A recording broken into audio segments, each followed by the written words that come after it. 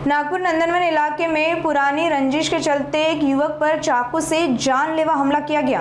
घटना हसनबाग बड़ी मस्जिद के पास हुई, जहां आरोपियों ने युवक को बहाने से बुलाकर उस पर हमला कर दिया। हमले में युवक गंभीर रूप से घायल हो गया और उसका इलाज मेडिकल अस्पताल में जारी है। पुलिस ने एक आरोपी को गिरफ्तार कर लिया है, जबकि दूसरे की तलाशी जारी है। मामले की आगे की जाँच जारी है।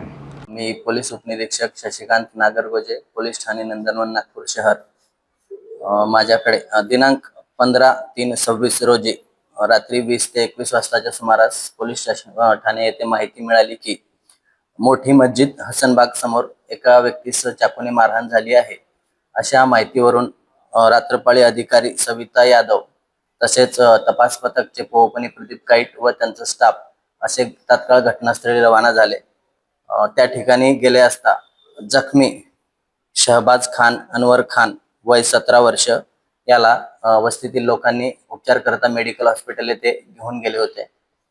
त्यानंतर तात्काळ रात्रपाळी अधिकारी मेडिकल हॉस्पिटल येथे जाऊन जखमीचे प्रकृतीबाबत विचारपूस केली आणि जखमीला डाव्या हात व पाठीवर गंभीर वार करून जखमी केले होते।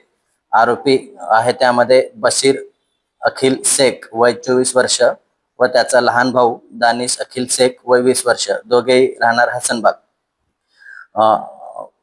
मारण्याचे कारण आहे की दानिश अखिल शेख याचे व आरोपी शहबाज खान याचे किरकोळ कारणावरून वाद झाला होता थोड्या वेळा अगोदर।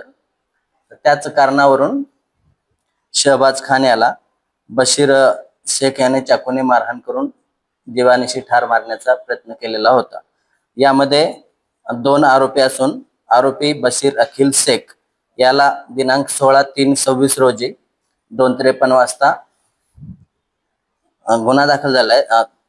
5:14 वाजता अटक करण्यात आलेली आहे आणि आरोपी दानिश शेख हा फरार आहे, त्याचा शोध घेणे सुरू आहे। संपूर्ण कारवाई माननीय एसीपी सक्करदरा विभाग तसेच माननीय डीसीपी सर यांच्या मार्गदर्शनाखाली सुरू आहे। गुन्ह्याचा तपास सुरू आहे। आरोपी दिनांक 18 पर्यंत पोलीस कस्टडीमध्ये आहे।